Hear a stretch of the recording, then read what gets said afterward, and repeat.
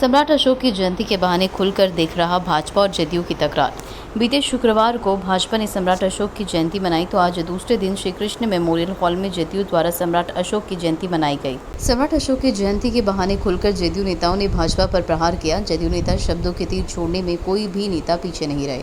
पहले संसदीय बोर्ड के अध्यक्ष उपेंद्र कुशवाहा ने भाजपा पर निशाना साधते हुए कहा कि कल कुछ बीजेपी के नेता कह रहे थे कि उनकी सरकार में सम्राट अशोक की जयंती पर अवकाश की घोषणा की गई थी। शायद बीजेपी नेता को पूरी जानकारी नहीं है। यह घोषणा मुख्यमंत्री नीतीश कुमार ने 2015-16 में किए थे।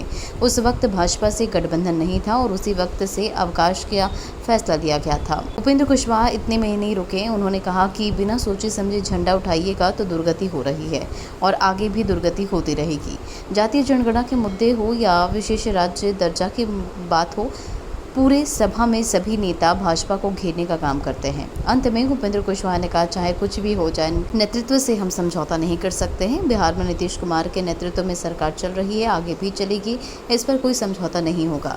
उधर जदयू के राष्ट्रीय अध्यक्ष ललन सिंह ने कहा कि नीतीश कुमार भी जनता की ताकत के बदौलत मुख्यमंत्री हैं। किसी की कृपा से वे मुख्यमंत्री नहीं है। जब तक जनता की ताकत मुख्यमंत्री नीतीश कुमार कुछ नहीं होने वाला है। ललन सिंह ने कहा कि सम्राट अशोक का साम्राज्य पूरे दुनिया में है। ललन सिंह ने कहा कि सम्राट अशोक का साम्राज्य पूरे दुनिया में फैला था। उसके बाद वे बौद्ध धर्म को धारण किए। बाद में नेपाल में उनकी जन्मस्थली पर अशोक स्तंभ स्थापित किया गया। वे बड़े महापुरुष थे। आज के समाज में भी विकृत विचारधारा के लोग हैं और अनाप शनाप पर लिखते हैं। सम्राट अशोक पर बुद्धिजीवी कहलाने वाले दयाप्रकाश को सोच समझकर लिखनी चाहिए।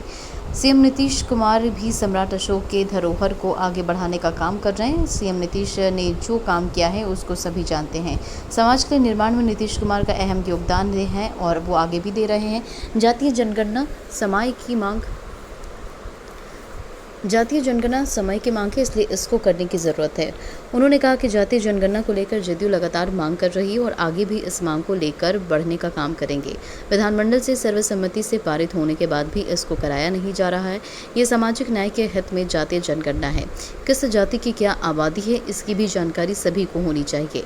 2005 के बाद बिहार का विकास के साथ साथ बिहार का नया निर्माण किया गया। किसी नेता ने दावा किया कि जो सार्वजनिक रूप से अवकाश की घोषणा बिहार सरकार ने की, उसमें किसी दल विशेष ने विशेष प्रयास किया, इसके चलते अवकाश की घोषणा माननीय मुख्यमंत्री जी ने की।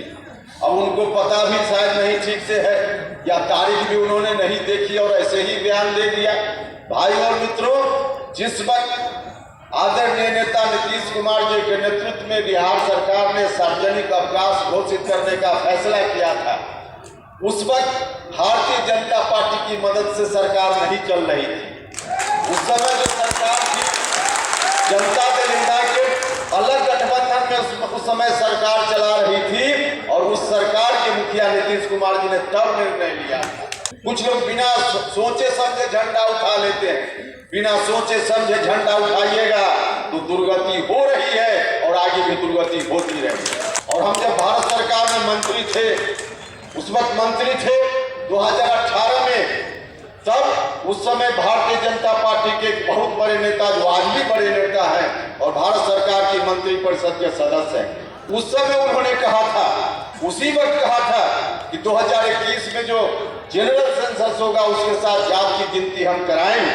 भारत की सरकार के बहुत महत्वपूर्ण मंत्री ने पार्लियामेंट में स्टेटमेंट दिया, 2018 का स्टेटमेंट, लेकिन आज क्यों बोलती बंद है लोगों? बिहार विधानमंडल ने दो बार सर्वसम्मति से प्रस्ताव पारित किया है कि जातीय जनगणना होनी चाहिए। जातीय जनगणना समाज समय की मांग है। हम लोग इस बात का इंतजार कर रहे हैं ताकि केंद्र सरकार ये निर्णय ले कि जातीय जनगणना होगी, नहीं होगी, फिर हम लोग उसको लेके आगे बढ़ेंगे। नीतीश कुमार जी बिहार की जनता की ताकत के बल पर बिहार के मुख्यमंत्री हैं। किसी की कृपा से बिहार के मुख्यमंत्री